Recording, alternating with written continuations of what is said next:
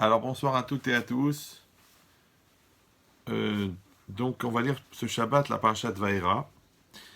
Et vous savez que là, dans la parashat Vaera, la Torah commence à nous citer les différentes makotes, les différentes plaies que les Égyptiens vont subir. Juste avant de rappeler que le cours a été sponsorisé et qu'il est dédié pour la réussite de la famille de Madame Aziza Marciano, qu'Hachem leur donne beaucoup d'aslacha, beaucoup de réussite, sur le plan matériel, le plan spirituel, la santé, et que du bien, puisque ça a été pris en charge par cette dame. Et à la fin du cours, on rajoutera les noms qu'on a l'habitude de rajouter. Voilà. Donc c'est marqué dans la paracha de Vaïra, quand Hachem a envoyé la plaie de la grêle, alors c'est marqué Ayere et Dvar Hachem. Donc on se comprend qu'il y a déjà eu d'autres plaies, et qu'à chaque fois, Moshe Rabbeinu a annoncé, il a dit attention, il va y avoir ça. Donc il a prévenu Pharaon, Pharaon prévient les Égyptiens, et ils réagissent plus ou moins. Mais là, la grêle, c'est un phénomène très très puissant. Et qu'est-ce qui est marqué là-bas Ayare et Dvar Hashem, celui qui craignait la parole d'Hachem, mais Avde Paro, parmi les serviteurs de Pharaon, et Nis et Avadav, d'accord, donc il a obligé ses serviteurs, Vet Mikneu, et c'est-à-dire il les a sauvés, Vet Mikneu, et son troupeau, El Abatim vers les maisons. C'est-à-dire il a obligé les gens à rentrer parce qu'il savait que la grêle allait tomber du ciel et que ça allait tout massacrer. Et juste après, c'est marqué Va Asher Losam Libo El Dvar Hashem. Et celui qui n'a pas pris à cœur, qui n'a pas mis son cœur El Dvar Hashem sur la parole d'Hachem, Va Yaazov et Avadav. Il a abandonné ses serviteurs, Vet Mikneu, et son bétail, Bassadé dans le champ. Donc vous avez bien compris que tous ceux qui sont restés dans le champ, ils ont été massacrés, et que tous ceux qu'on a prévenus, ils se sont cachés et ils ont été sauvés. Maintenant, la question, c'est que là, il s'agit de la 7e plaie. D'accord. Donc ça veut dire que ça fait déjà 6 fois que les Égyptiens, ils ont vu que la parole de Moshe s'accomplit. Donc comment c'est possible qu'ils n'ont pas pris à cœur? Comment c'est possible qu'ils n'ont pas réagi? D'accord. Et pour se sauver. Et pire, d'accord. C'est-à-dire que les propriétaires, d'accord, eux-mêmes, ils n'ont pas prévenu leurs serviteurs, ils n'ont pas prévenu, ils n'ont pas sauvé le bétail. D'accord. Sous-entendu, c'est comme si un peu, quelque part, ils n'y croyaient pas. Et d'un autre côté, les serviteurs eux-mêmes, comment ça se fait que les esclaves, ils ne se sont pas protégés? Ça. Deuxième question, c'est le langage. Le langage, il est bizarre. C'est marqué Ayare Dvar Hashem, celui qui a craint la parole d'Hachem. Donc on a compris encore une fois qu'au bout de la 7e fois, ouais, une fois tu tombes, 2 fois tu tombes, 3 fois tu tombes. Au bout de la 7e fois, ça y est, tu as compris que ça va te tomber sur la tête. Donc ici, on en plein langage de Yere Dvar Hashem, celui qui a craint la parole d'Hachem. Donc il a sauvé ses serviteurs. Mais après, c'est marqué Vacher lo sam libo. Par contre, celui qui n'a pas mis son cœur sur la parole d'Hachem, d'accord? Donc, il n'a pas été à l'écoute, il n'a pas pris à cœur ce qui arrivait, d'accord? Donc, il lui est arrivé ce qu'il va lui arriver. Mais c'est bizarre, pourquoi est-ce qu'on a dit ce langage? On aurait dû dire celui qui a craint la parole d'Hachem et celui qui n'a pas craint la parole d'Hachem. Pourquoi on a dit celui qui a craint la parole d'Hachem et l'inverse, Vacher lo sam libo, celui qui n'a pas mis son cœur sur la chose, d'accord? Qui n'a pas mis son attention sur la chose, qui n'a pas mis sa sensibilité sur la chose. Donc c'est ça qu'on va essayer de comprendre, et bien sûr avec les applications sur la vie, comme on a l'habitude de le faire dans ce cours. Alors il y a une Gemara dans Shvuot, Daf E, Amud Aleph, elle parle d'une halakha, d'une loi un peu spéciale. Ça s'appelle Yediat Bechiyuv Korban, qui est Bebiyat Migdash Betuma. D'accord? On parle de quelqu'un qui est rentré dans le temple de Yerushalayim, en étant impur. D'accord?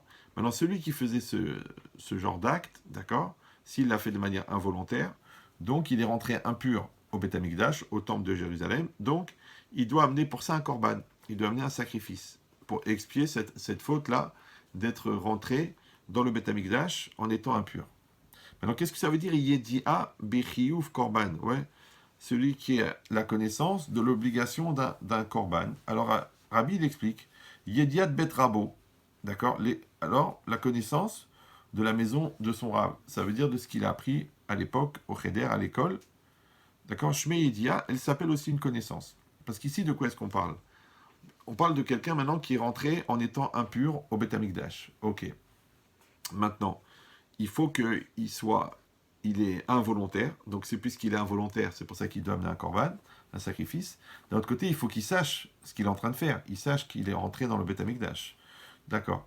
Maintenant, quand on dit qu'il sait, c'est-à-dire quoi? Il sait qu'il est rentré impur, mais puisqu'on ne peut le rendre hayav, on ne peut le rendre condamné que s'il sait.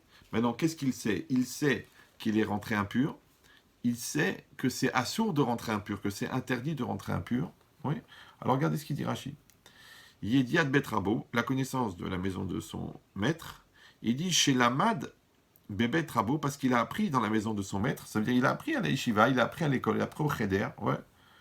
Chez Anogia Betuma, tamé, que celui qui touche une impureté devient impur. Ouais, quelqu'un il va toucher un serpent, il va toucher un lézard, des animaux tamés, il va toucher un mort. Eh bien, quand il le touche, il devient impur. Donc il sait que celui qui touche l'impureté devient impur. Veu Yodea chez Irgish, chez Naga. Ouais. Et il sait qu'il a ressenti qu'il a touché. Aval, lo idbonen, la sum libo chez Nitma. Ouais. Mais il n'a pas réfléchi de mettre son cœur, d'accord, de se sensibiliser chez Nitma qu'il est devenu impur. C'est quoi ce langage-là? C'est quoi ce langage? Ouais. Alors ça, c'est très très important de savoir la différence qu'il y a entre la Yedi'a, la connaissance, et la Simatlev. D'accord? La Simatlev, c'est de mettre son cœur. C'est-à-dire combien est-ce que la chose, elle rentre à l'intérieur de moi, elle rentre dans ma conscience. Souvent, j'ai donné cet exemple que, vous savez, qu'on parle de la réflexion. D'accord? La réflexion, c'est quoi? C'est de réfléchir. Ok, c'est la réflexion intellectuelle. Mais il y a aussi la notion de réflexion dans le miroir. C'est-à-dire que le miroir réfléchit. D'ailleurs, il doit avoir un mal de tête de malade parce qu'il réfléchit toute la journée. Ok. Maintenant, pourquoi le mot réflexion, miroir, et le réflexion intellectuelle, c'est le même mot? D'accord? En vérité, l'idée, c'est quoi? C'est que, qu'est-ce que c'est un miroir? C'est une vitre avec derrière une feuille de métal. Comme elle est complètement à plat, la feuille de métal, sur la vitre, puisque le verre, il est droit, donc la lumière, elle va se refléter, l'image va se refléter sur le miroir. Donc vous avez l'objet qui est là et le reflet qui est là. Donc on va dire que le miroir réfléchit l'objet. Ok, donc là il y a la réalité et là il y a le reflet de la réalité. De la même manière, dans la réflexion, c'est quoi la réflexion? Ouais, la réflexion, c'est qu'il y a une réalité, d'accord? Et quand moi je réfléchis, ça veut dire quoi? Ça veut dire que j'absorbe, oui, j'analyse, je synthétise la réalité qui est devant moi, mais dans ma tête à moi, d'accord? Donc c'est comme si le reflet dans le miroir, il était représenté par mon cerveau, ma conscience, d'accord? Par exemple là, vous êtes en train de me regarder, ok. Quand vous me regardez, vous me voyez, ça c'est bon, ok. Mais quand vous fermez les yeux et vous ne me voyez plus, mais l'image, et maintenant vous essayez de vous rappeler de l'image de moi en train de parler. Donc là l'image, vous n'êtes plus en train de la voir, vous êtes en train de la réfléchir. C'est ça. Donc c'est ça la réflexion. Donc la réflexion, c'est quoi? C'est l'image personnelle que je crée à l'intérieur de moi d'une réalité qui est en face de moi. D'accord? Donc je réfléchis. Maintenant, je peux aussi réfléchir à quelque chose qui n'est pas en face de moi. Mais l'idée, c'est ça. C'est que ça se passe dans la tête. Et ça se passe dans la réalité. Ok, ça s'appelle la réflexion. Maintenant, on a expliqué déjà 1 million de fois que le cœur, en vérité, c'est pas l'endroit des sentiments, c'est le centre de la personne. C'est l'intériorité de la personne. Donc ça concerne, ça inclut la conscience, l'intellect, l'imagination, tout ça, ça rentre dans le cœur de l'homme. Ok. Donc maintenant, quand je dis que quelqu'un, il est Sam Libo, il met son cœur dans quelque chose, d'accord? Il met son, on dit en français porter son attention, ou être sensible à, ou prendre à cœur, d'accord? Donc ça veut dire qu'une réalité qui est devant moi, elle rentre dans ma tête. Je la mets dans ma tête, d'accord? Alors on dit en français, je suis concentré, je suis consacré, je suis investi, pour que ça rentre dans mon cœur. Mais, attention, je peux très bien vivre quelque chose sans prendre à cœur. D'accord? On voit des gens, par exemple, ils sont là à côté de nous, mais ils ne sont pas concentrés, on dit en français, ils ont la tête ailleurs, ils avaient autre chose à l'esprit, ils avaient l'esprit ailleurs, donc ils sont là physiquement, mais ils ne sont pas là au niveau de leur conscience, ils ne sont pas là au niveau de leur volonté consciente, ok, ils ne sont pas là au niveau de leur vigilance intellectuelle, ok. Donc ça veut dire qu'ils n'ont pas mis le cœur dedans, ils n'ont pas pris à cœur, ils n'ont pas mis leur cœur. Mais ils sont là, physiquement, mais leur cœur n'est pas là. Alors maintenant, quand on dit que la chose, elle est dans le cœur, ça veut dire quoi? Alors, en français aussi, ça s'appelle la connaissance, ça s'appelle savoir. D'accord? Quand tu sais quelque chose, ça veut dire que tu l'as dans ta tête. Maintenant, si vous savez quelque chose, donc c'est de l'ordre de la connaissance, ok. Ça ne veut pas dire pour autant qu'au moment où vous le vivez, d'accord, eh ben, vous êtes conscient que vous êtes en train d'y penser, par exemple. Par exemple, le gars, il sait, si on lui demande est-ce que tu es marié, il dit oui, je suis marié. Tu t'es marié? Oui, je suis marié. Donc tu le sais que tu es marié. Oui, oui, je sais que je suis marié. Mais au moment où il est en train de draguer la vendeuse, ouais, ou la voisine, il a oublié qu'il est marié. Mais si on lui pose la question, il sait qu'il est marié, mais à ce moment-là, il n'a pas pensé qu'il était marié. Ça veut dire que sa conscience de marié, elle n'était pas là, puisque lui, il est en train de draguer. Et dans tous les domaines, c'est pareil. Donc quand les gens disent, j'ai fait une chose, c'est vrai, je reconnais, j'ai fait une bêtise, mais j'ai pas réfléchi, d'accord? Ou je n'étais pas conscient de la gravité, ou je n'ai pas eu la présence d'esprit. Ça veut dire que normalement, moi je parle des gens normaux, après hein, tous les autres, c'est compliqué. Mais c'est quoi? C'est que quand tu vis quelque chose et que tu sais que tu es en train de le vivre, c'est-à-dire quoi tu sais? C'est-à-dire que tu sais la connaissance, tu sais la chose, ouais. Comme tu sais par exemple qu'il faut prendre sur soi le joug divin au moment du Kriyat Shema. D'accord? Tu le sais. Il faut s'engager à être un serviteur de Dieu pendant le schéma. Tu le sais. Mais au moment où tu fais le schéma, eh ben, est-ce que tu sais, est-ce que tu penses à ce moment-là à devenir un serviteur? Pourtant, au niveau de la connaissance, j'ai pas de problème. Ouais. Si je te pose la question, bien sûr, je le sais. C'est pareil. Dans la Hamida, il y a une halakha dans la prière, dans la Mida, dans la prière des 18 bénédictions, qui s'appelle la Kavala. D'accord? C'est-à-dire que je dois être concentré au moment où je prie. À quoi je dois être concentré? Il dit, le Mechaber, le Rabbi Yosef Karo, une des explications, c'est que je dois connaître la traduction des mots. D'accord? Maintenant, est-ce que ça veut dire que, attention, je vais lire en hébreu sans comprendre, mais si on pose la question et on va me dire, en fait, ça veut dire quoi, tachonen? Ouais, ah bah, je vais dire, ça veut dire, tu prodigues. Ah, ça veut dire quoi, barechenu? Ça veut dire bénis-nous. C'est que si on me pose la question, je connais la traduction, je la connais. Mais la question, elle est, c'est pas que je dois connaître la traduction après la mida. C'est qu'au moment où je fais la mida, je dois penser à la traduction. Ça veut dire quoi? Ça veut dire que je dois dire quelque chose que je comprends. C'est comme les gens quand ils te disent des fois, tu dis écoute, la vérité, j'ai dit un truc, mais j'ai pas réfléchi. Je l'ai dit automatiquement, ouais. Parce que de la même manière que des fois les gens n'écoutent même pas ce que tu leur dis, mais ils croient qu'ils écoutent, mais ils n'écoutent pas. De la même manière, eux-mêmes quand ils parlent, ils s'écoutent pas. D'accord? Par exemple, des fois, tu arrives chez des gens et tu leur dis oh là là, vraiment, merci beaucoup de votre invitation, et la vérité, je suis tellement content que j'aurais voulu être ailleurs. D'accord? Le gars dans sa tête, lui, il pense pas que tu es en train de lui dire que tu as envie d'être ailleurs. Parce que pourquoi la situation, elle porte à penser que tu lui dis que tu es content d'être là. Donc lui, il traduit, tu es content d'être là. En vérité, ça veut dire qu'il t'écoute pas. Il t'écoute pas. Ouais. Ah, tu dis comment ça se fait qu'il écoute pas parce il est devant moi en train de m'écouter. Oui, mais il n'a pas mis sa tête, il n'a pas mis son cœur, il n'a pas fait rentrer cette réalité, donc il n'a pas réfléchi à ce que tu dis. Donc vous imaginez maintenant qu'on peut vivre beaucoup de choses sans réfléchir. On peut vivre sans réfléchir. Ouais. Comme on peut réagir sans réfléchir, comme on peut crier sans réfléchir, quand on peut se mettre en colère sans réfléchir, comme on peut faire les mitzvot sans réfléchir, comme on peut faire des avérotes sans réfléchir, comme on peut faire tout sans réfléchir. Ça veut dire quoi? C'est que mon moi extérieur va participer à la situation, voilà, je parle, je mange, je cours, mais mon moi intérieur ne participe pas, je ne réfléchis pas à ce que je dis, je ne réfléchis pas à ce que je fais. Et réfléchir, c'est quoi? Ça se passe à l'intérieur. Alors, comment on appelle mettre sa tête dans ce qu'on est en train de faire? On appelle ça en hébreu simatlev. C'est mettre son cœur à l'intérieur. Donc ici, quand c'est marqué que la personne, regardez, on relit le Rashi ensemble, d'accord? Donc on parle de quelqu'un qui est rentré dans le Beth Amikdash, dans le temple, en étant impur, que c'est quelque chose d'interdit. Et Rashi, la Gemara sous-entendu, elle parle de quoi? Elle parle que la personne, elle sait qu'elle est rentrée en étant impure. Elle sait qu'elle est rentrée en étant impure. Mais Rabbi, il dit, même la Yediat Betrabo, ça veut dire même s'il sait, parce qu'il a appris à l'école que c'est comme ça que c'est assourd, il a appris dans la Torah que c'est assourd de rentrer impur, donc il a la connaissance, d'accord? Si on lui pose la question, c'est interdit de rentrer impur? Bien sûr, c'est interdit de rentrer impur. Ouais. Il a la connaissance, d'accord, de que c'est interdit de rentrer impur, mais au moment où il l'a fait, ouais, il n'était pas conscient qu'il est rentré en étant impur. Ah, tu dis, mais Rashi, regardez ce qu'il dit.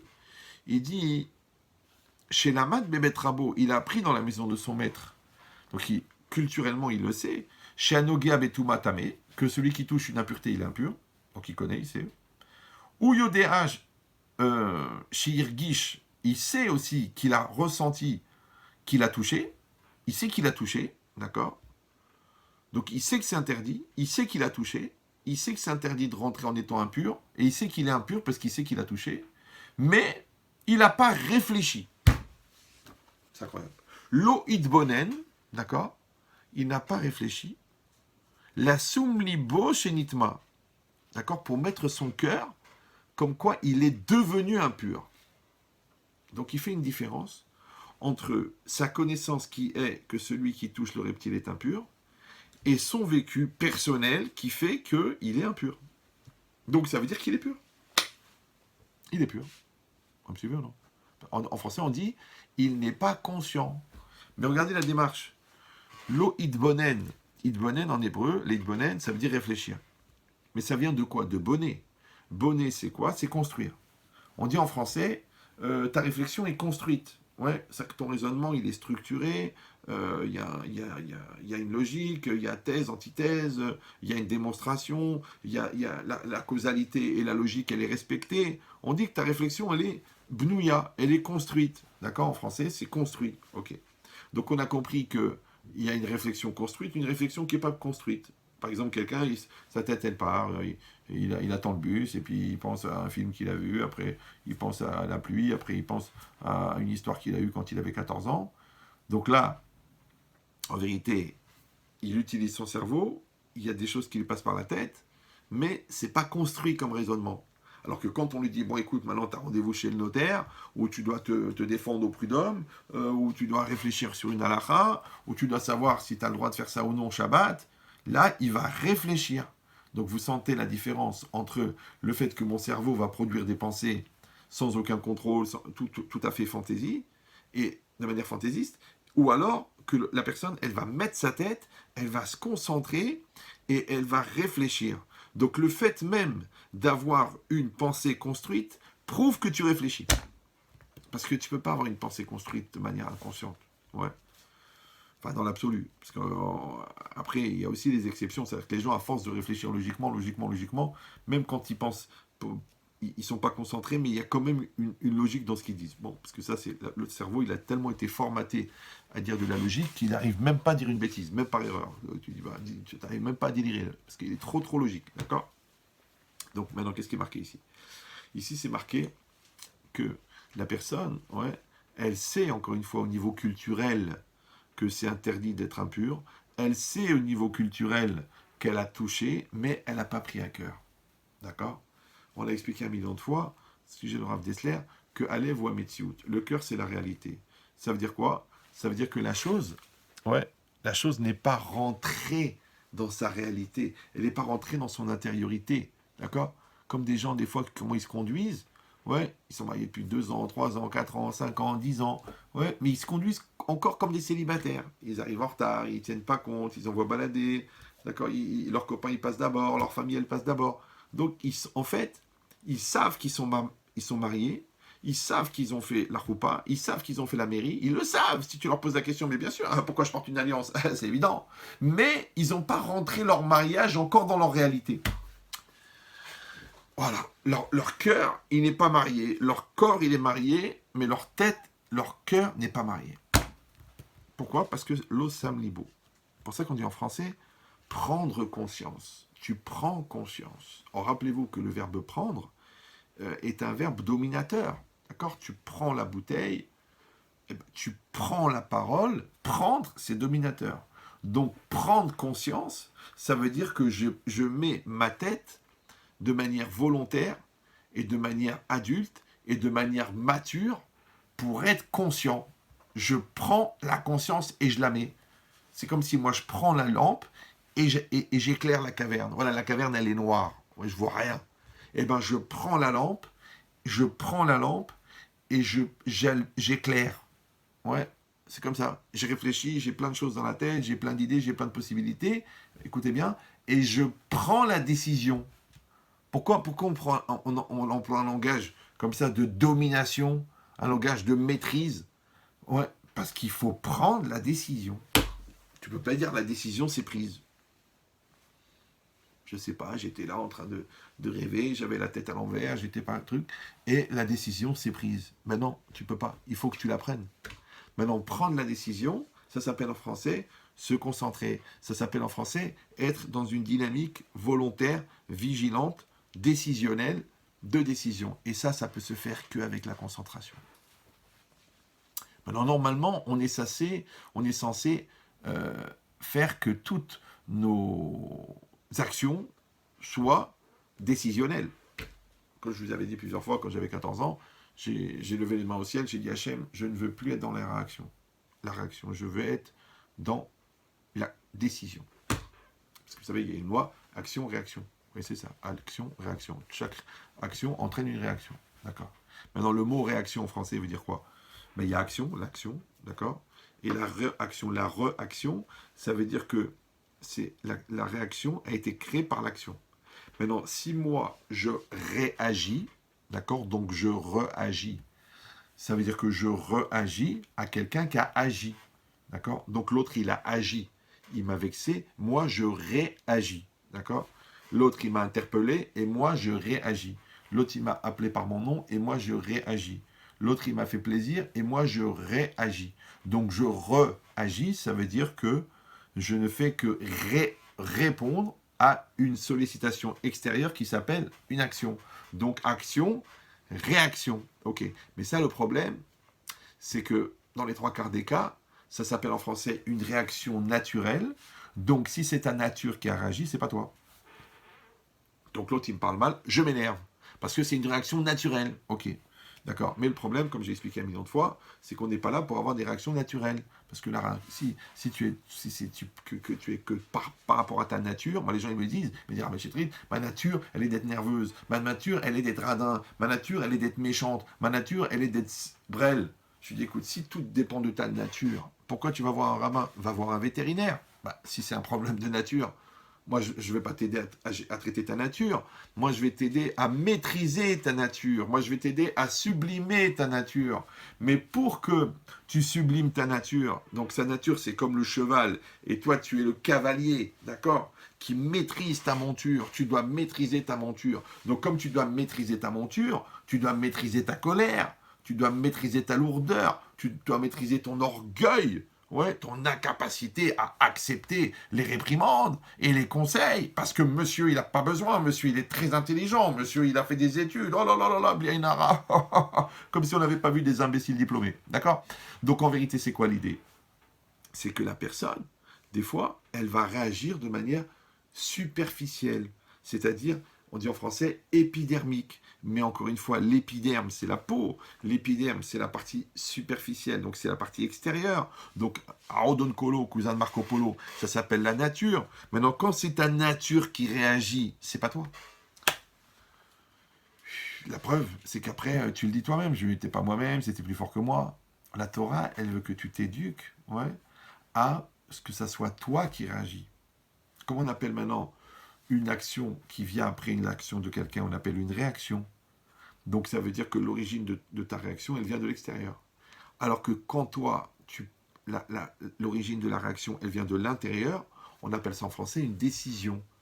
C'est ça que je demandais à Hachem. Je disais à Hachem, je ne veux que des décisions. Je ne veux vivre que des décisions. Je ne veux plus vivre des réactions. Maintenant, le problème, c'est que pour remplacer des réactions qui sont des impulsions en fin de compte, par des décisions qui sont en fait le fruit de réflexion, ben pour avoir que des décisions, donc que des réflexions, il faut avoir un cerveau qui fonctionne bien. Et puis il faut être rapide à la réaction. Ah oui, parce qu'il faut que ça vienne de l'intérieur. Donc il faut que tu aies perçu la réalité, il faut que tu aies capté la réalité, il faut que tu aies intériorisé la réalité, il faut que tu aies analysé la réalité, et il faut que tu aies décidé. Je sais, ça a l'air de tout un programme. Et vous allez dire de qui parle des extraterrestres, de Rabbi Shimon Bar Yochai. Non, moi je parle de ce que je pense être un homme normal. Un homme normal, une femme normale, c'est quelqu'un qui est en décision, pas quelqu'un qui est en réaction. Maintenant, pour qu'il y ait une réaction, il faut qu'il y ait une personne à l'intérieur pour réagir. Comment on appelle cette personne à l'intérieur? Le moi intérieur. Comment on l'appelle en hébreu? Le lève. Donc quand je dis que la personne, elle a une simat lève, c'est-à-dire qu'elle a mis son cœur, on dit en français, on dit prendre à cœur, c'est-à-dire qu'il y a une réalité devant moi, je la prends et je la rentre dans mon cœur. Voilà. Ouais. C'est là que je dis, j'ai réfléchi. Je dis, j'ai compris. Je dis, j'ai pris conscience. J'ai décidé. Donc tous ces langages-là, ils sont liés automatiquement à un phénomène de maturité profonde. D'accord? Qui n'est pas très très éloigné, en fin de compte, de la crainte d'Hachem. Parce que c'est quoi la crainte d'Hachem? La vérité, de vous à moi. C'est quoi la crainte de Dieu? Quoi, la crainte, c'est pas la crainte. Oh, t'es traumatisé, t'es paniqué, t'es stressé. Non, non, non, non, non. La crainte de Dieu, Baba. La crainte de Dieu. C'est un très haut niveau de conscience de l'existence et de l'intervention divine dans ta vie. Donc tu dois être conscient que Dieu existe et tu dois être conscient qu'il intervient. Voilà. Donc en vérité, c'est la conscience que Dieu existe, elle n'est jamais très éloignée de la maturité. Parce que c'est quoi la maturité? La maturité, c'est la conscience que tu existes, c'est la conscience de ta responsabilité, c'est la conscience de ce que tu dis, la conscience de ce que tu fais. C'est ça la maturité. Parce que l'immaturité, c'est quoi? Ah ben excusez-moi, j'étais gamin, je ne me rendais pas compte, j'étais pris par les événements, j'étais emporté par le truc, j'ai réagi mal, j'étais pas investi. C'est ça le problème. Comme ça que j'ai expliqué qu'un million de fois que l'incapacité de remise en cause est un problème d'immaturité. Les gens qui n'arrivent pas à se remettre en cause. Ah non, moi je me suis pas trompé, ouais, c'est pas toi, c'est toi qui es fou, c'est toi qui comprends rien, c'est ton père, c'est ta famille, c'est ta race. Les gens qui n'arrivent pas à se remettre en cause, ils n'ont pas de maturité. Facile à comprendre, d'accord? Et s'ils veulent pas l'écouter de moi, qu'ils l'écoutent de leur cerveau, s'ils en ont un. Donc c'est ça l'idée. Que la personne, ouais, elle doit développer cette maturité. Donc de la même manière qu'il y a un très haut niveau de maturité qui s'appelle la conscience d'être, la conscience de ce que je fais, la conscience de ce que je dois assumer, la conscience professionnelle, la conscience parentale, eh ben, c'est pas très éloigné de la conscience que Dieu existe et la conscience que Dieu intervient. Ça veut dire que j'ai mon corps, au-dessus j'ai mon cerveau, au-dessus j'ai ma conscience et au-dessus j'ai ma kippa. Ma kippa c'est quoi? J'oublie pas que le bon Dieu est au-dessus de moi. J'oublie pas. D'accord. Maintenant, c'est ce savoir que Dieu, il intervient, ouais, ça ne doit pas être une connaissance. Ouais, oui, si on pose la question, mais bien sûr que Dieu existe. Mais bien sûr, la Torah, elle a raison. Mais bien sûr que Dieu, il a exprimé sa Torah il a exprimé sa volonté dans la volonté. Bien sûr. Au niveau de la connaissance, il y a beaucoup de gens qui sont dans la connaissance. Ouais. Ils savent. Oh là là, mais ils ont même fait de la philosophie sur le juif. Ils ont même fait de la pensée juive. Ils ont même fait de l'analyse juive, de la psychanalyse juive, tout dans la culture. Mais dans leur réalité, ah non, non, non. Ah ben, je mange du cochon. Oui, oui, je ne suis pas pratiquant. Bon, je ne suis pas pratiquant parce que, en fait, je ne fais que les mitzvot pratiques. Tout ce qui n'est pas pratique, je ne fais pas. Il y a des gens. Pourquoi? Encore une fois, parce qu'ils ont la connaissance, mais ils n'ont pas la crainte de Dieu. Ça va? Et si vous allez dire, bah écoutez, on ne peut pas être tous orthodoxes. Aujourd'hui, c'est une nouvelle analyse, ça s'appelle ultra-orthodoxe. C'est les terroristes du judaïsme. C'est les ultras. Mais quand tu fais ce qui est écrit dans Shulchan Aruch, ouais, tu n'es pas orthodoxe. Non, tu es juif. Un juif, il fait ce qui est marqué dans le Shulchan Aruch. Le Shulchan Aruch, il est pour tous les juifs. Et tu dis, oui, mais il y a plus religieux, moins religieux, plus pratiquement, ouais, plus traditionnaliste. Parce qu'ils disent athée, après traditionnaliste, après traditionnaliste plus, après traditionnaliste sensible, et après pratiquant, et après religieux, et après orthodoxe, et après ultra-orthodoxe. La vérité, je ne comprends pas. Moi, j'ai pas votre connaissance à vous. Moi, j'ai à peine étudié pendant une quinzaine d'années, donc j'ai pas votre connaissance. Pour la plupart d'entre vous, vous connaissez, grâce à Dieu, vous savez. Ouais. Mais moi, pour moi, la vérité, la seule définition du juif que je connais, la seule, hein, parce que quand est-ce que le juif, il est né? Où ça? Il est né où? Au ghetto de Varsovie, dans l'ambiance, dans le théâtre yiddish, dans le tagine marocain, dans la pkaïla juive, la pkaïla tunisienne. Non, non, non, non, non. Le juif, il est né au Har Sinaï. Et c'est quoi le Har Sinaï?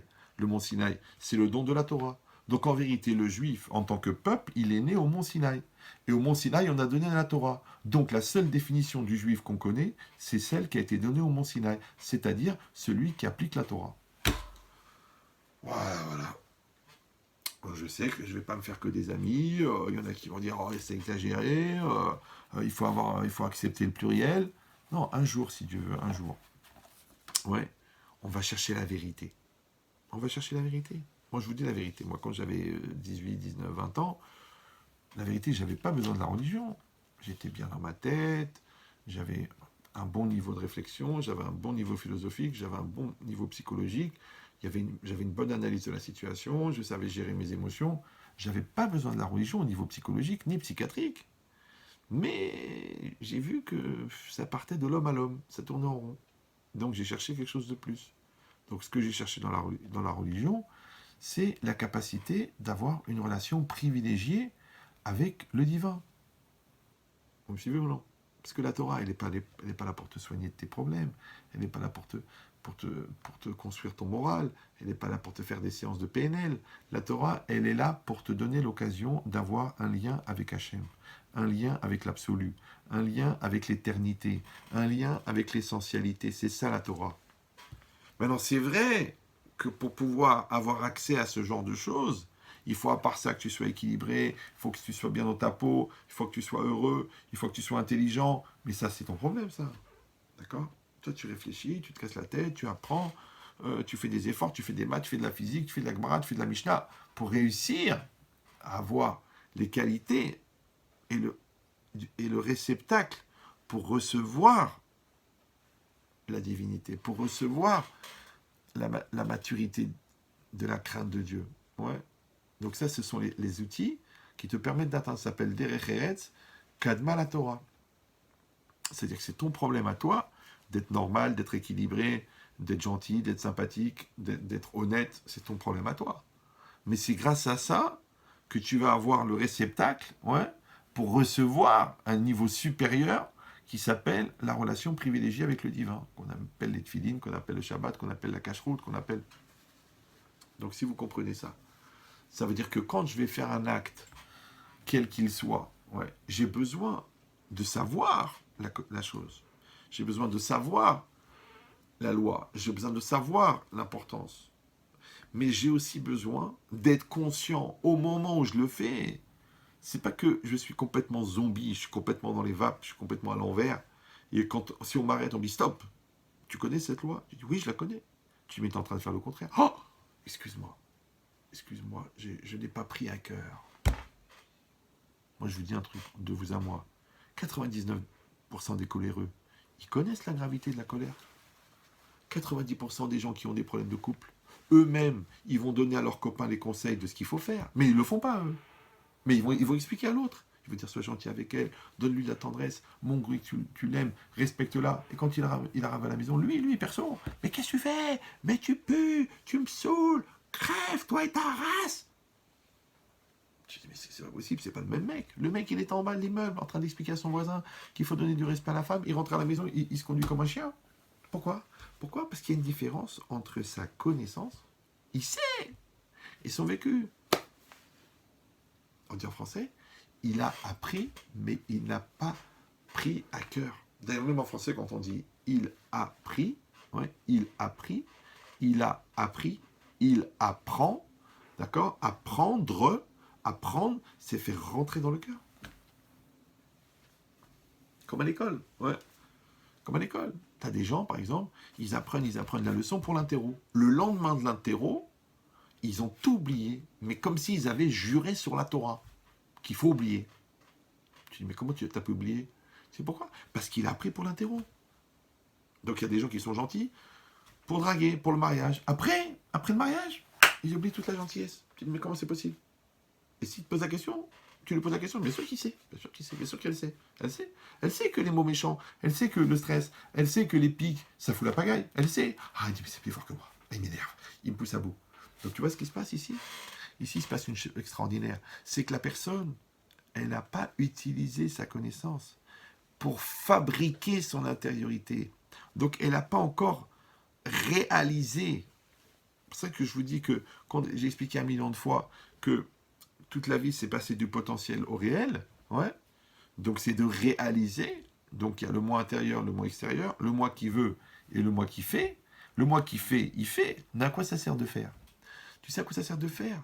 Ça sert pas seulement à réaliser ce que tu veux, mais ça sert surtout que quand tu fais ce que tu veux, normalement, la prise de conscience de ce que tu fais, elle te renvoie la maturité. Ça s'appelle ce que tu deviens.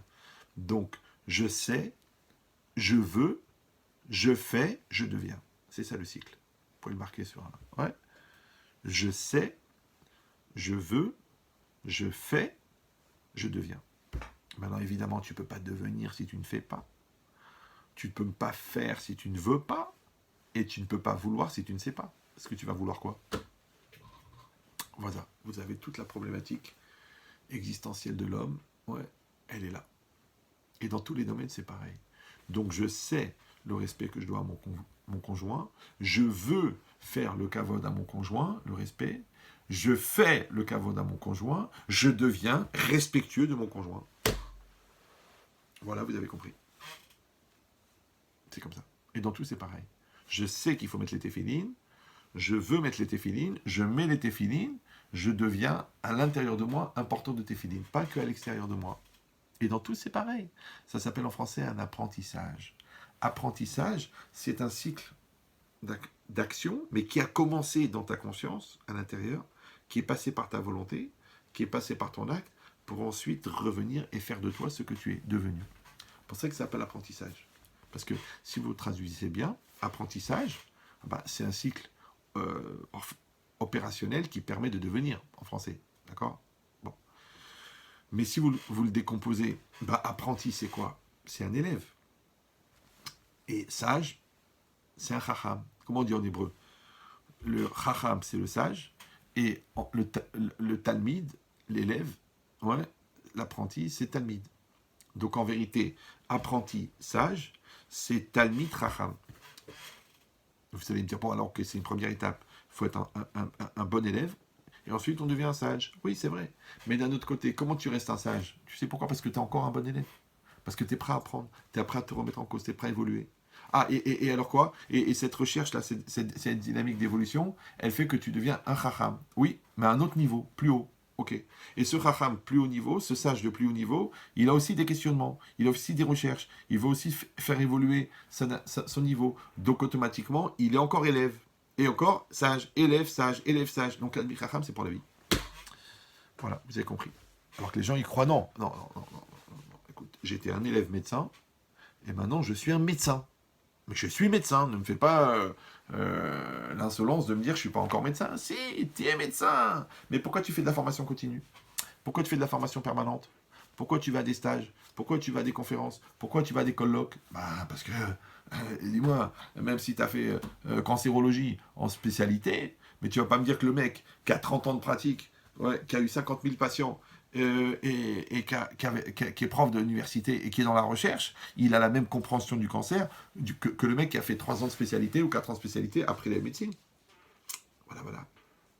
Donc tu as compris que spécialiste, c'est condamné à réfléchir tout le temps, à faire évoluer. Tu fais évoluer ton produit. Eh ben, c'est pareil. Le mariage, ça évolue.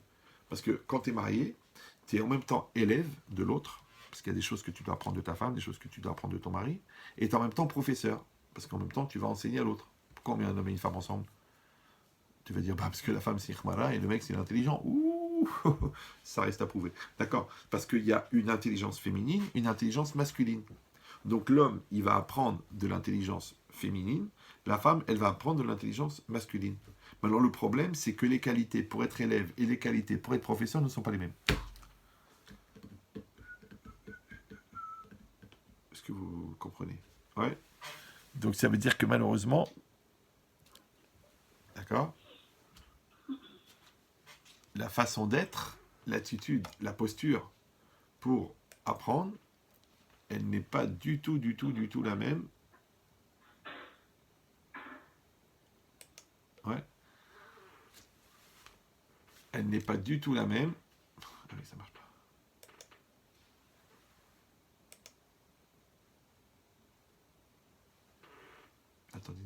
que là j'ai coupé le son à tous les zooms.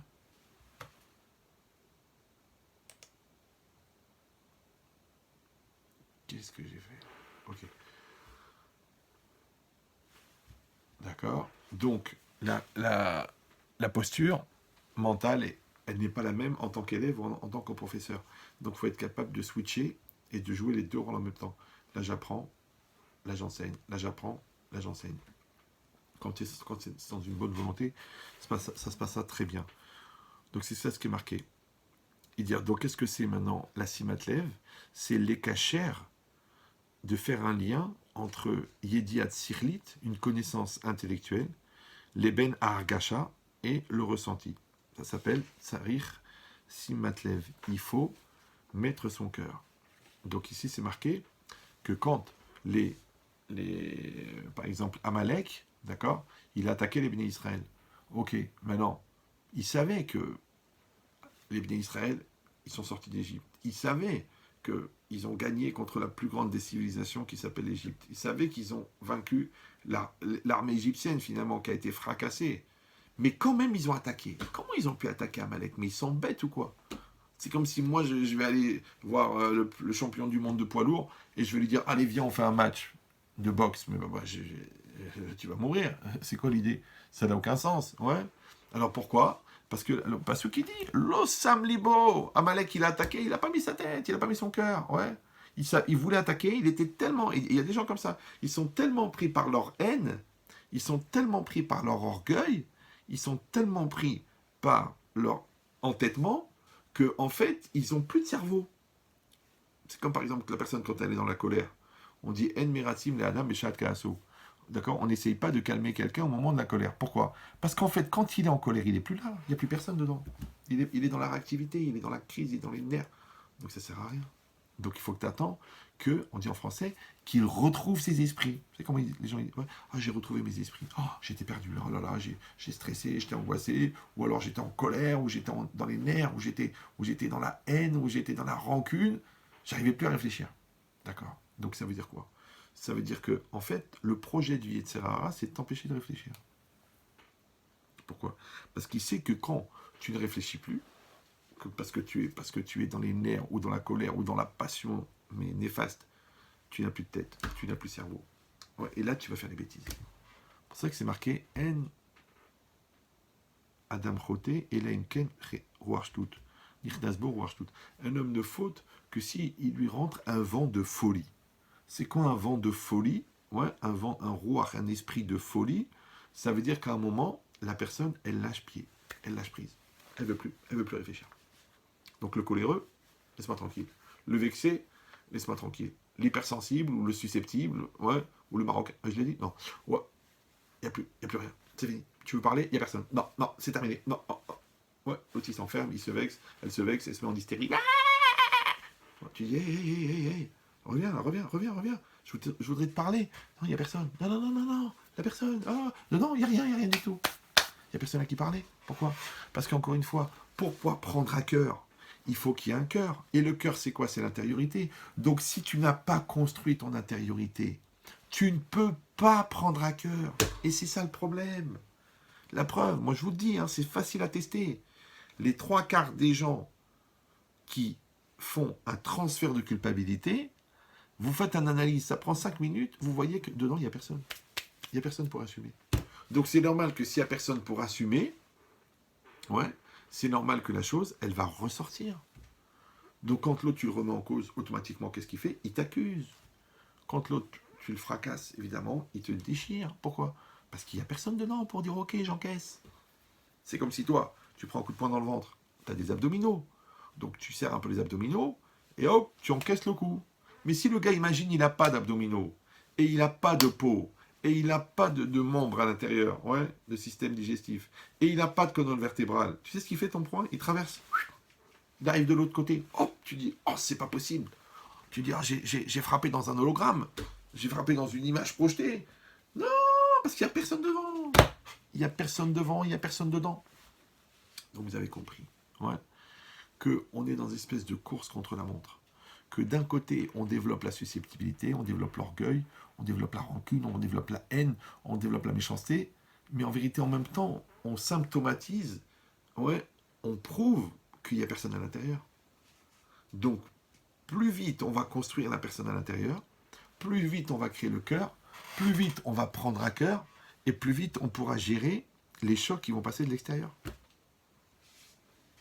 Sinon, on peut passer à côté de sa vie. Hein. Ben oui, parce que vous savez, j'ai pas réfléchi, je me suis pas rendu compte du temps qui passait. Quoi déjà 20 ans de mariage, quoi déjà 15 ans de travail, quoi déjà la retraite, quoi déjà la maladie, déjà la mort. Oh là là, c'est passé trop vite. Mais où t'étais? Où t'étais toi? Mais toi, où t'étais? Oui, mais mon père, ma mère, ma soeur, mon psy. Non, non, mais toi, où t'étais, toi? Tu dis, bah, j'ai pas mis ma tête, j'étais pas conscient, j'étais pris dans ma souffrance, j'étais pris dans mon deuil, j'étais pris dans ma haine, j'étais pris dans ma peur. Ok, mais toutes ces occupations-là, elles ont touché normalement que ton côté superficiel. Parce que ton côté intérieur, il aurait dû dire, il y a la peur, mais il y a la maîtrise, il y a le problème, ok, mais il y a la solution, il y a la question, mais il y a la réponse. Pourquoi il n'y avait pas ce gars-là derrière qui disait ça? Parce que tu l'as pas créé.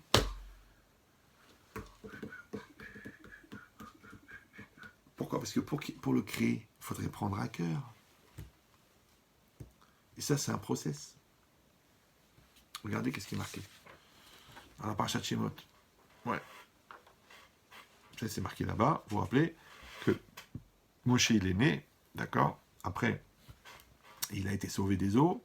Après, il a été élevé dans le palais de Pharaon. Évidemment, il était en contact avec sa mère, qu'il a allaité. Et il a pu étudier la Torah comme ça en retournant régulièrement chez ses parents. Mais à part ça, il a vécu chez Pharaon. Et puis un jour, qu'est-ce qui s'est passé? C'est marqué Vaï Bayami Mahem. Vous pouvez vérifier, c'est Shemot Bet, Pasuk Yudalef. Vaï Bayami Mahem, ce fut dans ces jours-là. Vaïgdal Moshe. Moshe a grandi. Donc maintenant, on a compris que c'est un adulte. Vaïetse El Echav. Il est sorti vers ses frères. Vaïar Besivlotam. Il a vu leur souffrance. Vaïar Ish Mitzri. Il a vu un homme égyptien, Maké Ish Ivri, qui frappait un homme juif, mi-echav de ses frères. Ça, c'est le pasouk. D'accord? Maintenant, moi, je me permets, d'accord, ça n'engage que moi, de sortir, de dépersonnaliser ce verset qui parle de Moshe Rabbeinu et de l'élargir à toute la population mondiale, si vous êtes d'accord, et au pire, c'est vrai. Regardez ce qui marque. Vaïgdal Moshe. Moshe, il a grandi. Maintenant, de quoi on parle maintenant? On parle que Moshe, il a grandi en âge, ok, mais aussi il a grandi en maturité. Quand quelqu'un, il grandit en maturité, il sort de son égoïsme. Il se rend compte qu'on peut compter jusqu'à 2. Donc il y a d'autres personnes dans le monde qui existent, il y a d'autres personnes qui ont un avis, il y a d'autres personnes qui ont des besoins. Donc à ce moment-là, maintenant qu'il a grandi, il sort vers ses frères. Bah oui, parce que l'enfant, le gamin, il pense à sa tablette de chocolat, il pense à son vélo, il s'en fiche des autres. Pourquoi? Parce que pour être sensible à l'autre, il faut déjà avoir créé quelqu'un à l'intérieur. Parce qu'il y a deux genres de sensibilité. Les gens qui n'existent pas et ils veulent être gentils avec les autres pour que les autres s'occupent d'eux, d'accord? Et les gens qui existent, qui sont réalisés, qui sont matures et qui comprennent qu'ils ont de la place pour eux et pour l'autre dans leur cœur. Ils peuvent s'occuper des deux. Donc il y a leur moi et l'autre, d'accord? Mais si il n'y a pas de moi à l'intérieur et il y a l'autre, ça veut dire qu'en fait, ils donnent. Il y a beaucoup de gens comme ça. Ils donnent dans l'espoir que l'autre va leur rendre. Et c'est compliqué ça. Parce que l'autre aussi, il est occupé à ses choix personnels, il est occupé à son égoïsme, d'accord? Donc c'est des gens qui vont toujours souffrir. Parce qu'en fait, ils donnent à condition de recevoir. Ils donnent à condition qu'on leur dise merci. Donc ils vont se vexer, ils vont dire, ouais, l'autre il rend pas, l'autre il n'est pas gentil, l'autre il n'est pas reconnaissant. Mais toi, au départ, tu l'as fait pour ça, tu l'as fait pour recevoir, tu l'as fait pour donner. Non, je l'ai fait pour donner. Si tu l'as fait pour donner, c'est un acte de maturité. L'autre, s'il dit merci ou non, c'est son acte de maturité. Mais quand toi, tu conditionnes le fait que tu donnes par le fait que l'autre dise merci ou l'autre te rende, c'est déjà du commerce, Baba. Moi, je te donne, tu donnes. Ça s'appelle donnant-donnant. Donc maintenant, qu'est-ce qui est marqué ici? Vaïgdal Moshe, Moshe a grandi, Vaïetse El Echav, il est sorti vers ses frères. Vaïar Besivlotam, attention. Déjà, quand on dit Vaïetse, ça veut dire il est sorti. Eh bien, évidemment, tu avais bien compris que ses frères esclaves, il n'allait pas les rencontrer dans le palais. Donc, il était obligé de sortir. Donc, ça veut dire quoi? Il est sorti. En vérité, il est sorti de lui. C'est-à-dire que pour voir l'autre, il faut sortir de soi. Oui, il faut prendre du recul. Maintenant, à chaque fois que tu regardes l'autre à travers toi, tu t'étonnes que tu n'arrives pas à comprendre l'autre. Comme les gens qui me disent, Rabbi Chitrit, vous trouvez normal ça? Que le gars, il a agi comme ça, alors que moi, à sa place, j'aurais pas fait ça. Mais quand tu dis moi à sa place, ça veut dire que tu viens pour me parler de toi. Tu dis non, je viens vous parler de lui. Alors si tu me parles de lui, tu me dis comment lui, il a réagi ou comment lui, il aurait dû réagir. Mais quand tu dis moi à sa place, ça veut dire que tu me parles de toi. Ça va? Donc il faut que tu sortes de toi. Donc tu t'oublies un petit peu. Donc pour comprendre l'autre, tu t'oublies un petit peu. Pour donner à l'autre, tu t'oublies un petit peu beaucoup. D'accord? Ça s'appelle en français d'ailleurs le don de soi. D'accord? Donc tu sors de toi pour pouvoir te donner à l'autre. C'est marqué Vayetse Alecha. Puisque tu es sorti de toi, donc tu es sorti de ton moi, tu es sorti de ton égoïsme, tu es sorti de ton orgueil, à ce moment-là, tes yeux ils s'ouvrent. Vayar Besivlotam, et il a vu leur souffrance. Là, tu peux voir. Tu ne peux pas voir la souffrance de l'autre quand tu es occupé ou à ta souffrance personnelle ou à ton kiff personnel. Vous savez ou non? Si tu es en train de manger une bonne choucroute et qu'un gars il vient et tu dis ah, tu sais, tu as appris que l'autre elle a le cancer. La vérité, tu dis je suis en train de manger, j'arrive pas à me concentrer, j'arrive pas à penser, j'arrive pas à être sensible. Normalement, ça devrait te couper l'appétit. Tu dis non, enfin, la vérité, bah écoute, c'est des choses qui arrivent. Mais si Chas Shalom, c'était ta mère ou ta sœur, on vient, on t'annonce, t'arrives à manger toi? Il y a des gens, ils arrivent à manger? T'arrives pas à manger, tu dis oh, quoi ma sœur, quoi ma mère, Chas Shalom, ah, je sais quoi, j'ai plus faim, j'ai plus envie. C'est normal, pourquoi? Parce que la bouffe, c'est dans l'extérieur des choses. Mais l'angoisse, c'est dans l'intérieur. Donc quand tu prends à cœur, tu peux plus manger. Comment ça arrive à manger, toi? Bah parce que tu n'as pas pris à cœur. C'est extérieur. Donc ce qui est marqué ici, Vayetsen Echav, il est sorti vers ses frères, Vayar Besivlotam. Ouais. Et il a vu leur souffrance. Et quand il a vu leur souffrance, alors, Vayar Ish Mitzri Make Ish Ivri. Il a vu un homme égyptien qui frappait un homme juif. Alors pourquoi il a vu ça? C'est pourquoi? Parce qu'il est sorti pour aider. Parce qu'il est sorti pour soulager. Parce qu'il est sorti pour sauver. Donc comme il est sorti dans cet esprit-là, ouais, automatiquement il a vu. Comme le médecin. Pourquoi est-ce qu'il voit le symptôme? Pourquoi est-ce qu'il voit la solution? Parce qu'il cherche à soulager la douleur de l'autre. Pourquoi toi tu trouves la solution? Parce que tu as pris à cœur et tu cherches à comprendre c'est quoi le problème de l'autre.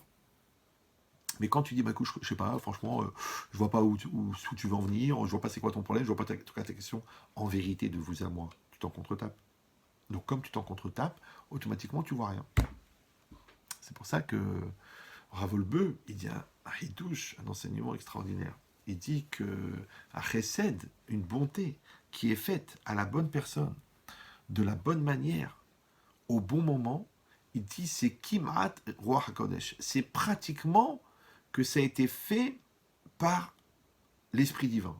C'est-à-dire c'est comme une forme de prophétie.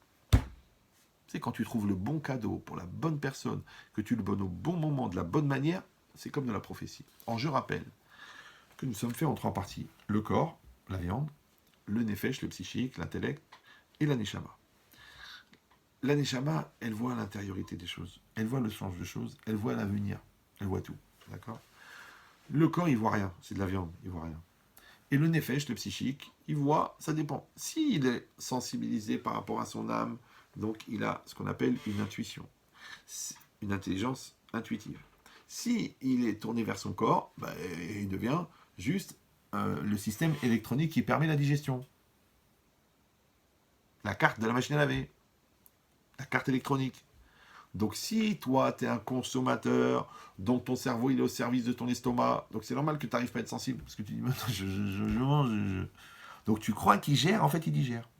Mais si toi, tu arrives à détacher ton cerveau de ta matérialité et que tu l'orientes vers la partie élevée de ta personne, la partie spirituelle de ta personne, donc tu vas profiter de la clairvoyance qui est générée par la neshama, par l'âme qui, elle, est d'une sensibilité de scanner qui voit à travers l'espace, à travers le temps, donc tu vas avoir l'intuition de ce qui est nécessaire pour l'autre parce que tu l'as fait vraiment par bonté.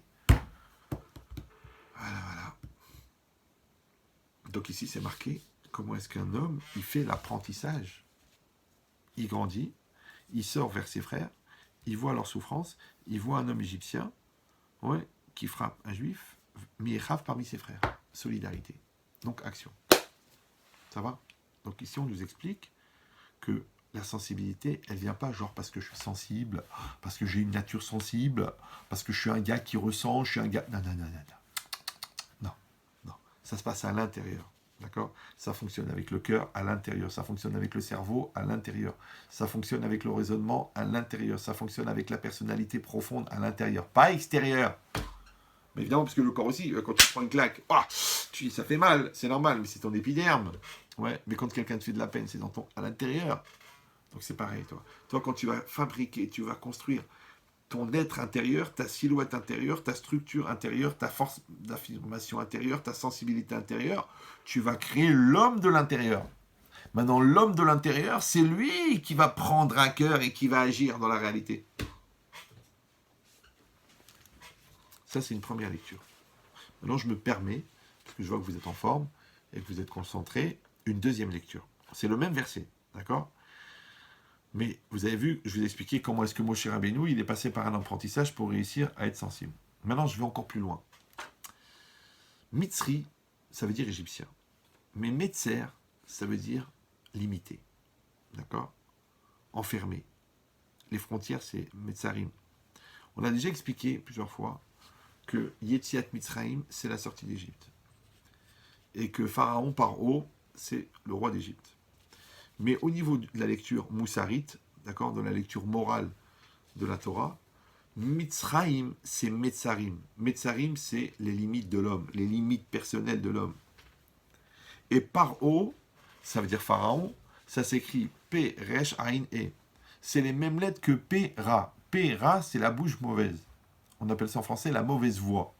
Mais la mauvaise voix, c'est le mauvais chemin. Et la mauvaise voix, ouais, quand tu l'écris avec un X, ça veut dire la voix à l'intérieur qui est mauvaise. La voix qui te dit fais des bêtises. Maintenant, quelqu'un qui écoute la mauvaise voix, la voix de son Yetzer Hara, automatiquement il est limité. Vous suivez? Maintenant, à l'intérieur de moi, j'ai un homme, d'accord, qui est construit, qui est fort, ouais. Et en même temps, j'ai aussi à l'intérieur de moi un homme égyptien, c'est-à-dire un homme qui est pris par ses limites, qui est pris par son Yetzer Hara, qui est pris, c'est le côté enfant, c'est le côté victime, c'est le côté qui se laisse aller, le côté négatif, le côté tordu. Ça, c'est Ishmitzri. Et l'autre côté, qui veut se battre, qui veut réussir, qui veut faire le bien, s'appelle Ishivri.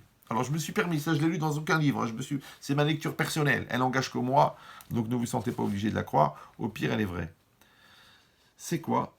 C'est que Vaïgdal Moshe, Moshe il a grandi, c'est-à-dire un homme il a grandi, un homme il a grandi dans sa maturité, un homme il a grandi dans sa crainte d'Hachem. Vayetse Lechav, et la preuve c'est qu'il sort vers les autres, c'est-à-dire il est sorti de son égoïsme, de sa bêtise, de sa petitesse. Vayar Besivlotam, le fait qu'il soit sensible à la difficulté de l'autre, et il voit les problèmes et qui trouve les solutions, c'est pourquoi Vayar Ishmitzri, il a vu un homme égyptien qui frappait un homme juif, ouais. En fait, il a vu à l'intérieur de lui-même, le Yetzer Hara, c'est le Ishmitzri, d'accord, qui est en train de frapper l'homme juif, c'est-à-dire qui est en train de le frapper à lui, d'accord. Il voit qu'il est dominé par ses tendances, par ses pulsions, il est dominé par ses peurs, il est dominé par ses mauvaises pensées. Ça s'appelle Ishmitzri, Maké Ish Ivri, d'accord. Mi'echav. Alors qu'est-ce qu'il a fait? Il a regardé par là et par là, il a frappé l'Égyptien. D'accord? Ça veut dire quoi? Un homme, il doit frapper son Yetzer Hara, il doit frapper ses mauvaises tendances, il doit frapper sa nullité, il doit frapper son immaturité. Ouais, il ne faut pas hésiter à se fracasser. Tu dis, mais je ne vais pas me casser, je vais être complet, je vais être entier. Mais non, tu n'as pas compris. Mina chosher yotse or, de l'obscurité, elle vient la lumière. Ça veut dire que quand tu luttes contre ce qui est nul en toi, tu deviens bon. Quand tu détruis ce qui est petit en toi, tu deviens grand. Parce que quand tu casses la peur, bah, tu attrapes le courage. Tu acquiers le courage. Quand tu casses la bêtise, tu acquiers l'intelligence. Quand tu casses ton intérêt, tu deviens désintéressé. Quand tu casses ta flemme, tu deviens travailleur. Donc combien de gens mauvais en toi t'as tué pour devenir quelqu'un de bien? Pour ça c'est marqué « En la Torah niknit » et là chez Bémémit Atzmo Alea. La Torah ne s'acquiert que chez celui qui se tue pour elle. Maintenant, pourquoi les gens ils n'arrivent pas à se tuer? Ouais, on te dit en français, mais il faut se tuer au travail. Tue-toi au travail. Tue-toi. Mais tu tues quoi, en vérité? Bah, tu tues ta flemme, tu tues ta lourdeur, tu tues ta bêtise. Maintenant, pourquoi les gens ils n'arrivent pas à se tuer? Vous savez pourquoi? Parce que pour tuer le mal qui est en toi, il faudrait quelqu'un en toi qui va te dire tue-le, le mal. Mais si tu n'as pas construit le moi qui est en toi, donc le mal, ça devient toi. C'est-à-dire que comme tu n'as pas fabriqué ton jeu, comme tu n'as pas développé ton anochi, ton jeu, ton autonomie existentielle, automatiquement, le Yetzer Hara pour toi, il fait œuvre de personnalité. Oui, c'est ma personnalité. Moi, j'ai besoin de personne. Moi, je comprends tout seul. Moi, je suis quelqu'un d'intelligent. Moi, je suis un génie. Moi, je suis construit. Moi, je suis même fini. Même, je suis même parfait. Ouais. Mais qui c'est qui parle comme ça? Qui c'est qui refuse la remise en cause? Qui c'est qui s'investit pas pour changer, pour grandir? Qui c'est qui s'investit pas pour l'autre? Qui c'est qui pense qu'à lui? Mais c'est l'Yetzirah. Comment tu peux parler en son nom? Parce que tu t'identifies à lui. Parce que tu n'es pas sorti de toi. Donc tu sors de toi, tu te juges, tu te travailles, tu te débarrasses de ce qui est mauvais en toi et tu deviens bon. Tout ça, ça s'appelle comment? Si Matlev, tu mets ton cœur dedans. Tu prends à cœur cette mission de devenir quelqu'un et tu le fais. Et si tu vas me dire, et si on ne le fait pas, qu'est-ce qui se passe? Alors c'est marqué dans la Gemara. C'est marqué dans la Gemara, dans Shabbat, d'Aflam et d'Alef à Moudbet. C'est facile pour ceux qui veulent réviser ce soir. Yod'im areshaim chez Darkam Lemita. Ils savent, les Reshaim, les mécréants, que leur chemin, il est vers la mort. Ils savent qu'ils vont mourir. Ils savent que ce qu'ils font, c'est pas bien et que ça va leur ramener des problèmes et qu'ils vont être condamnés pour ça. Ah, pourquoi ils réagissent pas? La dit, et là, chez Chelev al-Kessilam, ouais, ils ont une graisse sur le cœur. D'accord? Ils ont une graisse sur les reins. Les reins, dans la connaissance, c'est aussi la source de l'impulsion, c'est la source de la réaction. Ça démarre des reins. Parce qu'on dit par exemple que Avraham Avinu, il a appris la Torah de ses reins.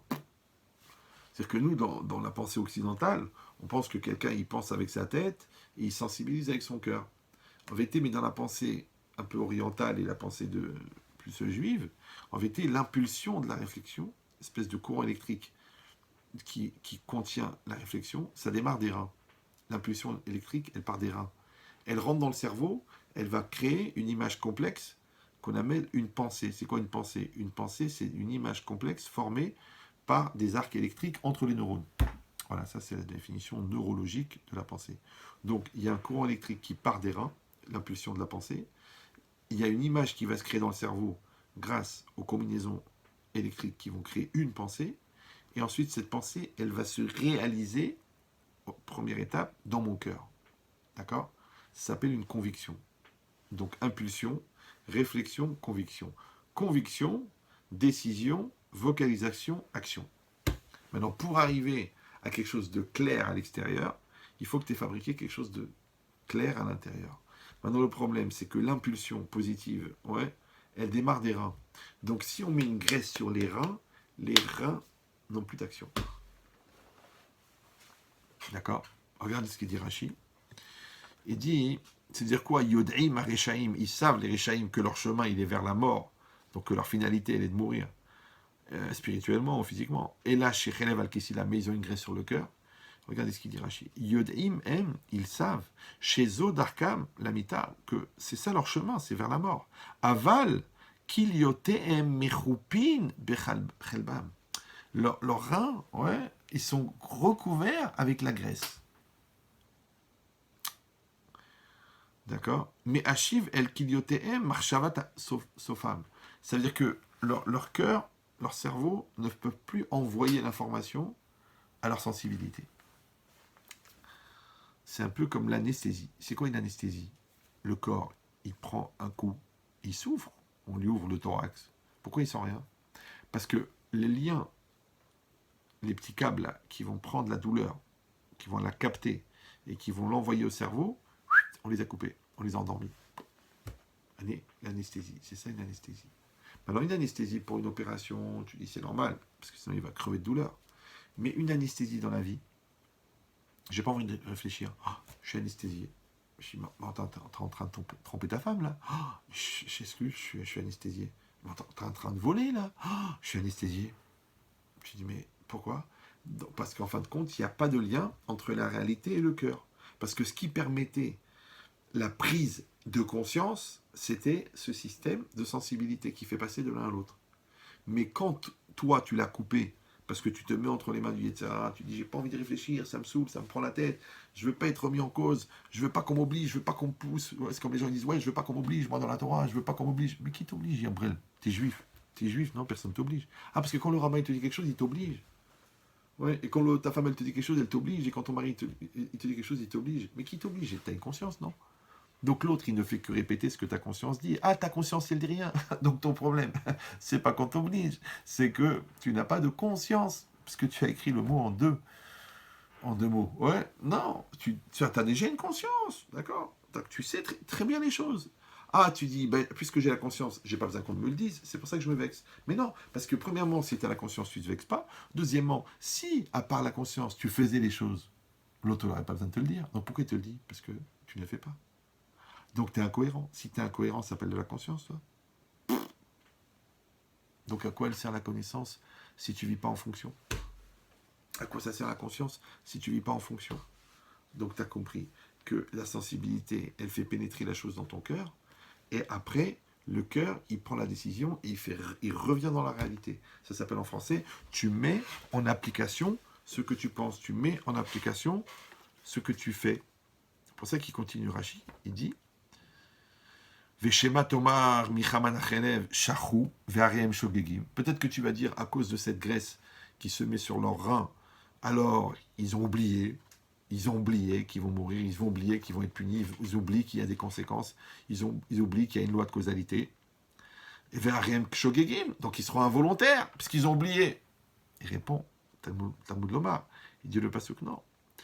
Vachareem, il dit comme ça, et aratid lavo. Ce qui va leur arriver plus tard, dans le futur, les nafsham, à leur personne, ouais, achare ovdam, befi, après leur perte, befi em, dans leur bouche, irtsu veisaprou tamid. Ils le veulent, et ils en parlent tout le temps. Veafal piken en chosri, mais quand même, ils ne reviennent pas. Ça veut dire quoi? Un jour, j'étais étonné, à l'époque, moi j'étudiais à l'Yeshiva, j'étudiais la Torah et tout ça. Puis des fois, il y avait des réunions de famille ou des réunions d'amis ou des trucs. Puis les gens, ils me voyaient avec un chapeau, avec une barbe. Et toujours, ils venaient me dire, oui, Kadi, pourquoi la Torah? Non, non, non, non. Moi, je comprenais pas. Je dis, attendez, je suis venu à un cocktail, là. Je suis venu à une choupa. Je suis venu à une Brit Mila. Pourquoi vous me cassez la tête? Ouais, ok, la Torah dit ça, mais c'est comme ça. Et le bon Dieu est ça. Et pourquoi ça? Et comme ça, ça. C'est bizarre. C'est que les mecs, ils parlent de quelque chose, en fin de compte, qui ne les concerne pas, parce qu'ils font le contraire. Vous me dites, oui ou non? Quelqu'un, il fait Shabbat. Il fait Shabbat. Il fait Shabbat. Ok, il fait Shabbat. Quelqu'un il fait pas Shabbat, il vient chez toi, il dit ouais, pourquoi le Shabbat ça s'ouvre? Et comment on fait quand on a un magasin? Et le centre commercial il est interdit de fermer? Et puis après avec les employés, comment ça se passe? Et je comprends pas, pourquoi c'est assourd? Je vois c'est quoi ton problème maintenant? C'est marqué que c'est assourd. Maintenant toi tu as ouvert le magasin, bah tu gères. Tu gères. Tu vas avoir un rave, tu vas voir si tu peux faire un associé, si tu peux le garder, si tu peux pas le garder. Puis est-ce qu'on t'a mis un pistolet sur la tête? On t'a mis un pistolet sur la tempe, on t'a dit tu vas ouvrir un magasin dans un centre commercial, on n'a pas le droit de fermer le samedi. Quelqu'un t'a obligé? Non. T'as été déporté, toi, dans un centre commercial? Non. Non. T'as été en connaissance de cause, t'as posé des questions, on t'a dit voilà le règlement, dans le règlement c'est marqué interdit de fermer samedi et fête, et toi t'as ouvert. Donc c'est ton choix. Donc c'est quoi la question? Donc pourquoi tu parles et tu discutes et tu te bagarres et tu méprises et tu t'énerves tu sais pourquoi? Parce qu'au fond, t'es partagé à l'intérieur. D'un côté, t'en as rien à faire et tu fais genre le gars détendu qui s'en fiche complètement, mais de l'autre côté, ça te travaille et ça te rend cinglé.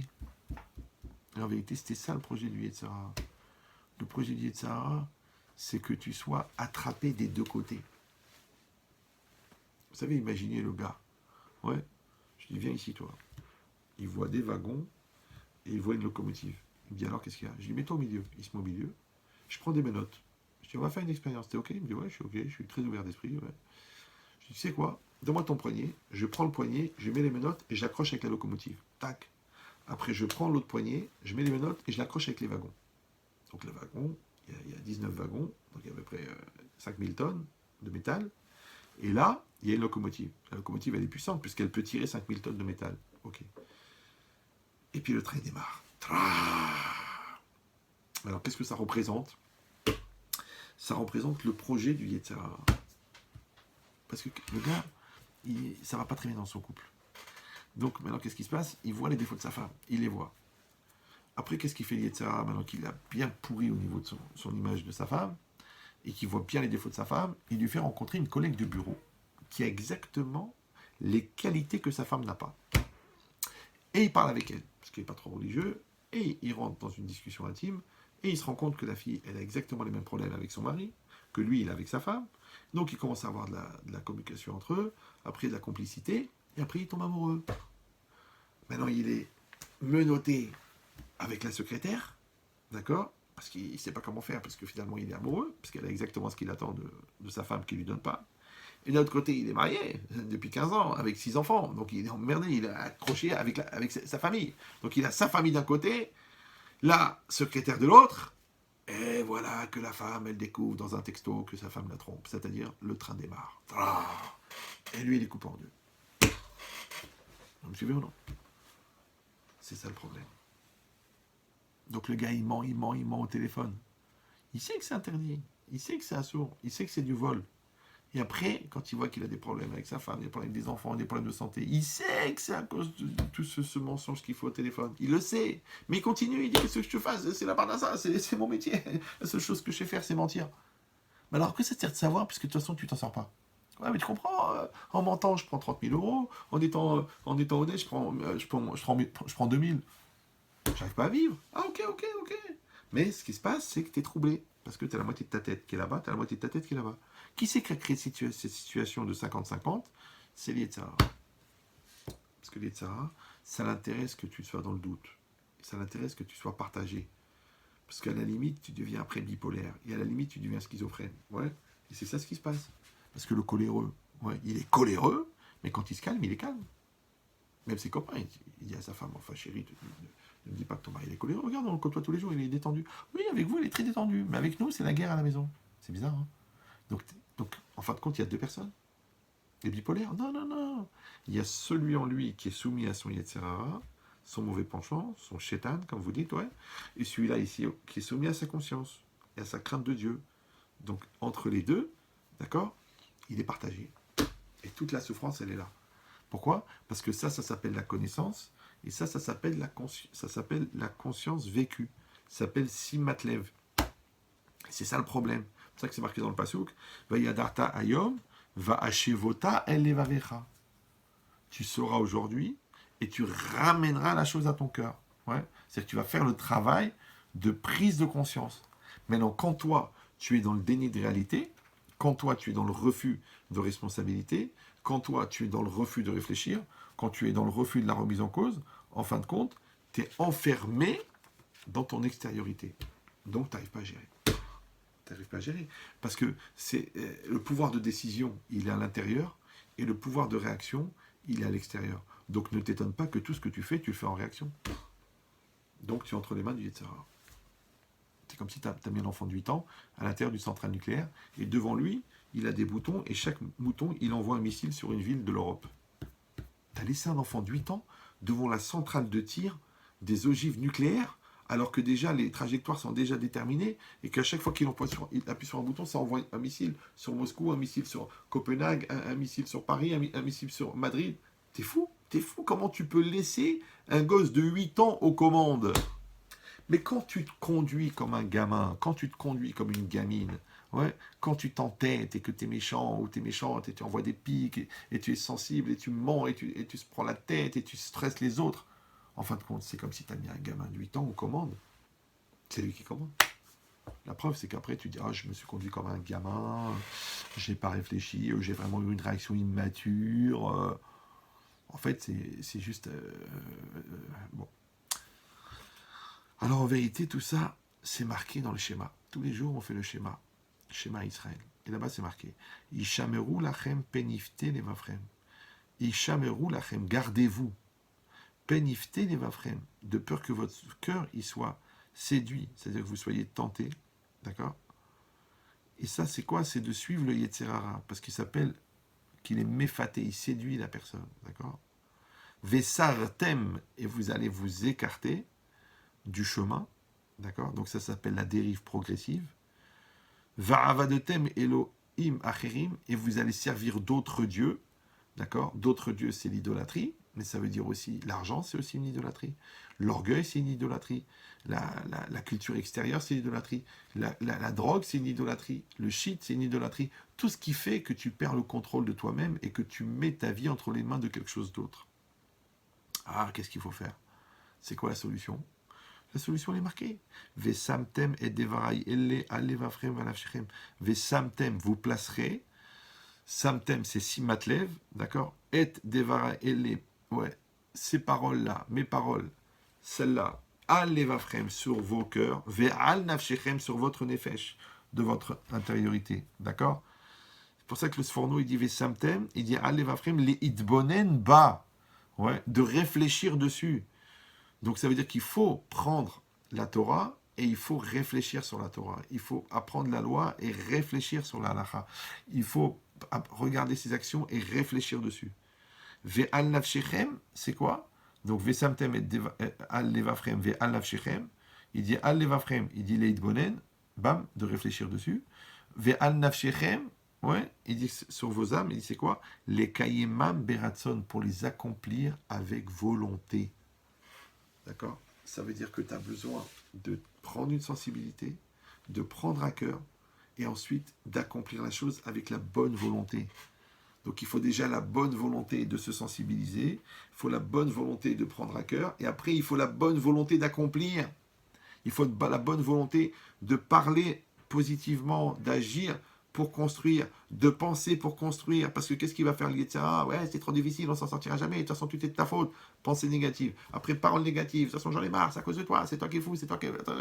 Parole négative. Et après, acte négatif. Tu casses, tu détruis, tu pourris, tu te mets en colère, tu casses tout. Acte négatif. Qu'est-ce qu'on veut? On veut de la volonté positive. On veut de la volonté positive, d'accord? La volonté positive, vous avez compris? Qu'en vérité, la volonté, elle vient de la neshama, mais elle passe par le cœur. Et dans le cœur, il y a le jeu qui va prendre cette volonté et qui va la réaliser dans la réalité, dans le bien. Mais si tu n'as pas créé le jeu pour faire cela, ouais, si tu n'as pas développé celui qui va lutter contre ton Yetzirah, contre ton immaturité, contre ta peur, contre ta lourdeur, contre ta méchanceté, contre ta psychorigidité ou contre tes angoisses, eh ben, ta volonté, elle va être prise en main par ton Yetzirah et il va l'emmener où il voudra. Après, tu pourras toujours dire c'était plus fort que moi, je n'étais pas moi-même, j'ai pas réfléchi, j'ai pas pensé. Et bien, c'est ça ce qui est marqué dans le Passouk. Ouais, il dit Ayere et Dvar Hashem, parmi les serviteurs de Pharaon, parmi les hommes du peuple, celui qui craignait la parole d'Hachem, ouais, Inis et Avadav, il a sauvé ses serviteurs, Ve et Mikneu et son troupeau, et la matim vers les maisons, il les a orientés vers les maisons pour les sauver. Va Asher Losam Libo, par contre celui qui n'a pas mis son cœur, donc qui n'a pas fait attention, qui n'a pas pris à cœur, Yaazov et Avadav, il a abandonné ses serviteurs, Ve et Mikneu et son troupeau, Bassadé dans le champ, et ils ont tous été massacrés par la grêle. Donc ça veut dire quoi? C'est que vous avez compris qu'en vérité, effectivement, puisqu'on avait posé la question, pourquoi une fois c'est marqué dans le Passouk, celui qui n'a pas pris à cœur, qui n'a pas mis son cœur, qui n'a pas été sensible, et dans le premier c'est marqué celui qui craint Dieu. Ça veut dire que la crainte de Dieu, vous avez compris que c'est un niveau d'hypersensibilité. D'accord? Si quelqu'un, il craint Dieu, il est religieux, il est orthodoxe, mais à part ça, il ne prend pas à cœur, il ne vit pas les choses avec son intériorité, il ne réfléchit pas à ce qu'il fait, ça ne s'appelle pas la crainte de Dieu, ça. Parce que la crainte de Dieu, ça passe aussi par la conscience, ça passe aussi par la maturité, ça passe aussi par l'investissement. C'est impossible autrement. C'est comme ça que ça doit se faire. Donc moi, je vous conseille, maintenant que vous avez écouté ce cours, je vais le mettre ensuite sur YouTube, on va le remettre sur Facebook, on va le mettre sur Spotify. Je vous conseille de réécouter le cours en prenant des notes, mais surtout, ensuite, de vous appliquer pendant toute la semaine, d'accord? Peut-être dans 2 semaines, peut-être pendant 1 mois, pendant toute l'année, à avoir cette qualité de simatlev, qui est une base, en fin de compte, de la vie. Parce que si tu n'as pas la sensibilité qu'il faut, donc tu n'es pas dans ta réalité, puisque tu ne prends pas ta réalité à cœur. Et si, chas v'shalom, tu es dans cette insensibilité, d'accord, que tu es dans le déni de réalité, que tu n'es pas investi, que tu ne comprends rien à ce qui t'arrive, que tu crois toujours que c'est la faute des autres, donc en fin de compte, tu ne vis pas ta vie. C'est pour ça que la Simatlev, c'est une notion qui est tellement, tellement importante. Voilà. Chazak Baruch. Donc je rappelle que ce cours, il a été sponsorisé et qu'on souhaite à toute la famille de Madame Aziza Marciano une grande réussite, beaucoup de bonheur, beaucoup de joie. Si vous aussi vous voulez sponsoriser un cours, vous pouvez le faire à la mémoire de quelqu'un, pour la réussite de vos enfants, ou pour un bon mariage Bezat Hashem pour chacun, ou pour réussir votre couple aussi, ce qui est important. Vous envoyez un mail à ravyechia, RAVYEHIA, @hotmail.com. Vous me dites votre projet, moi je vous expliquerai les dates et les conditions pour pouvoir le faire. Voilà, Chazak Baruch. Maintenant, à part ça, on va aussi dédier le cours à l'élévation de l'âme, pour l'élévation de la Neshama de toutes les personnes que je vais citer. Ça n'enlève pas le mérite, d'accord, de Madame Marciano, parce qu'elle a allumé la bougie, mais avec une bougie, on peut en allumer 1000, et ça n'enlève pas de la lumière de la première bougie. Donc on demande que ce cours soit dédié pour Leilou Nishmat, donc vous répondez Amen là où vous vous trouvez, pour Mesaouda Bat Urida, Avraham Shimon Ben Simcha, pour Yehuda Ben Yaakov, Eliyahu Ben Aïcha, Yosef Ben Gabriel, Israq Ben Aïcha, Chana Bat Aziza, Rachel Bat Yakot, Galit Sarah Pessia Bat Yvet Yochevet, Yosef Ben Ephraim Belarus, Yosef Ben Clémentine, Rav Israël Yitzhak Ben Miriam Ochana, Jacques Israq Elbaz, Aaron Zenouda Ben Yehoshua, Meir Ben Rina Deluya, Aïcha Bat Rose, Michel Esther Ben Mana,